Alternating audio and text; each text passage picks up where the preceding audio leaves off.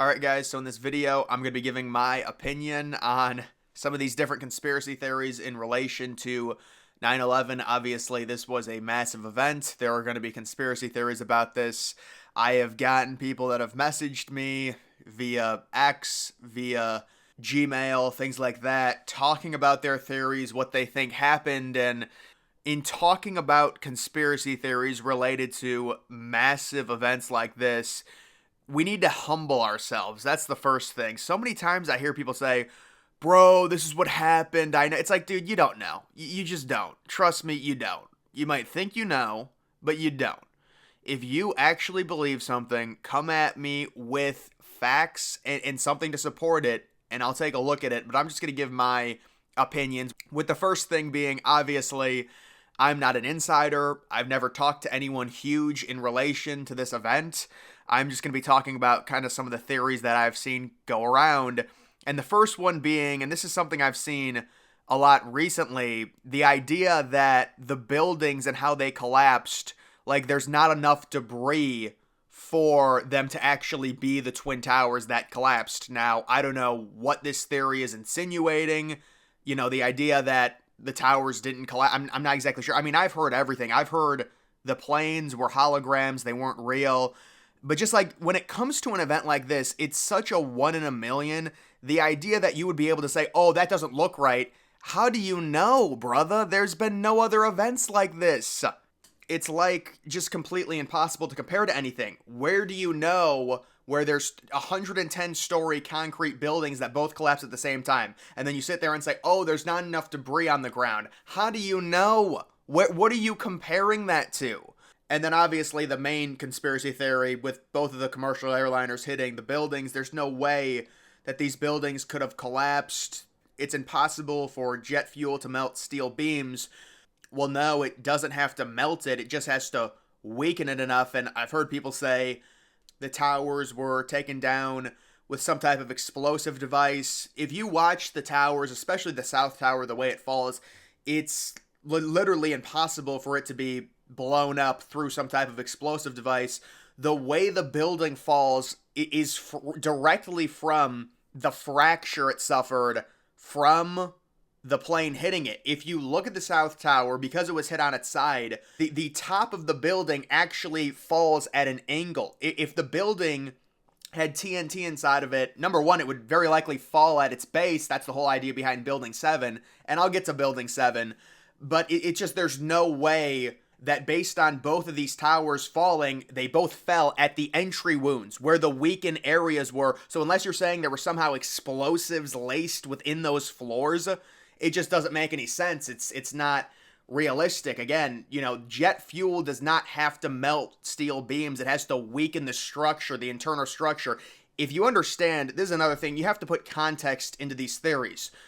The Twin Towers were built extremely unique. They had an open floor plan. They had a centralized core. So when it comes to an airplane or anything crashing into the towers, number one, if you look at the airplane, the thing's a torpedo. Like, look at the front nose of an airplane. Crashing into the side of one of the Twin Towers, there's nothing there.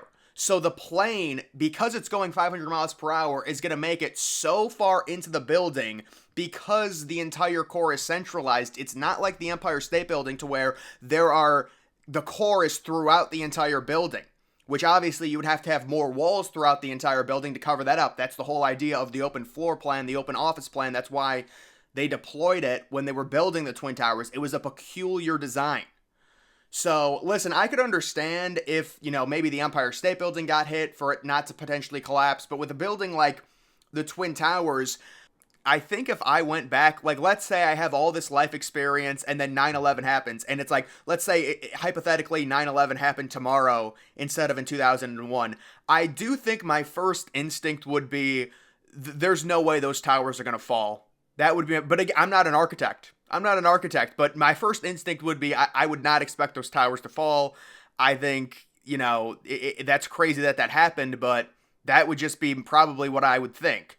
When it comes to Building 7, the issue with the conspiracies surrounding Building 7 is all based on context. Now, According to a lot of these conspiracies, there were people within the United States government that orchestrated this, that allowed this to happen.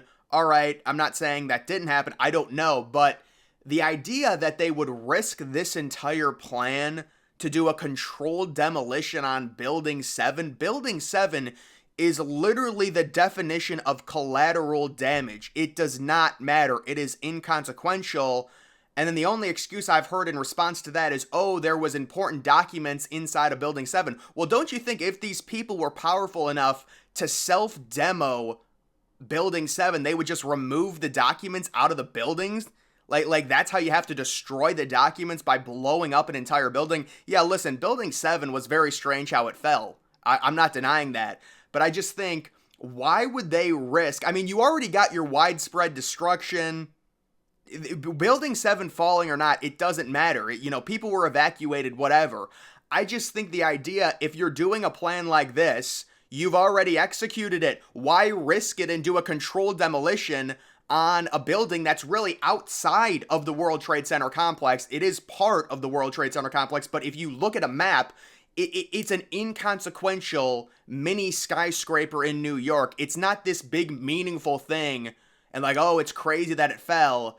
It's become a bigger thing because of the conspiracy theories, and I get it. Yeah, it's very strange the way it fell at its base. You would expect some type of break through the building, not to where it falls organically at its base. It was very strange, I will say that. But again, it would be surprising if they would really risk this entire plan on Building 7, in my opinion. So those are just some of my opinions on the actual, event happening on the buildings falling.